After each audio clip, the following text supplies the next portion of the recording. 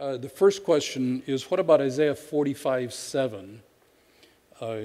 And this, it's a great passage here. Isaiah 45:7 here in the ESV says, God speaking, he says, I form light and create darkness.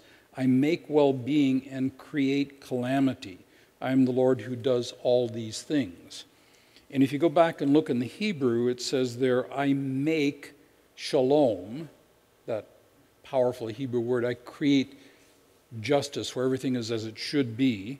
I make well-being, and I create, the Hebrew word there is ra'ah, and ra'ah can be anything from sin, moral evil, to disasters of typhoons and those sorts of things. He says, I, the Lord, do all these things.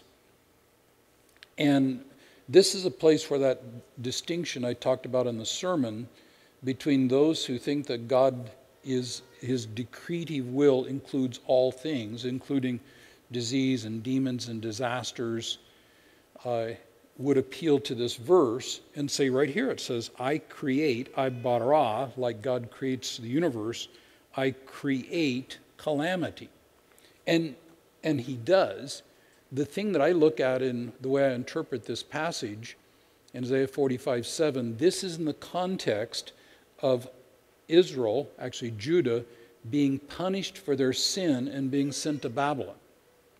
And what God is doing in the context of sin, where he has called the people of Israel and Judah for 300 years to repent of their injustice, and they refuse to do it, finally God says, okay, I'm going to raise up the Babylonians, the Chaldeans, and they're going to destroy your city, burn the temple, and take you off into captivity.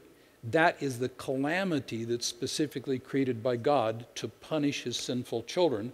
And this is a place where God uses evil to judge evil. But at the same time, the beginning of this passage, thus says the Lord, is anointed to Cyrus. He's saying that Cyrus, the one who does not believe God, the king of Persia, is his actual Messiah who's going to deliver Israel and take them back to the homeland.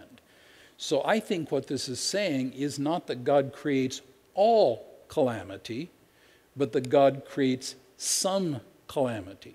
Specifically, the calamity that he created here is the calamity of bringing the Babylonians to destroy Jerusalem and take the Judeans off into captivity in Babylon for 70 years, but then God also raised Cyrus to send them back home. So I think this is a specific statement of God punishing their sin, but my friends like John Piper and Wayne Grudem and Bruce Ware and other guys like that would say, no, this God creates all calamity. God uses what he hates to accomplish what he loves. And it would not say that evil is good, but it would say that evil is a tool that God uses to accomplish his good, and that's where you get the balance between the two. And I do think God sometimes creates evil for the sake of, for his own purposes, but in most cases I think evil is coming out of either a satanic source or out of the broken world or out of our own cussedness. That's where it comes out.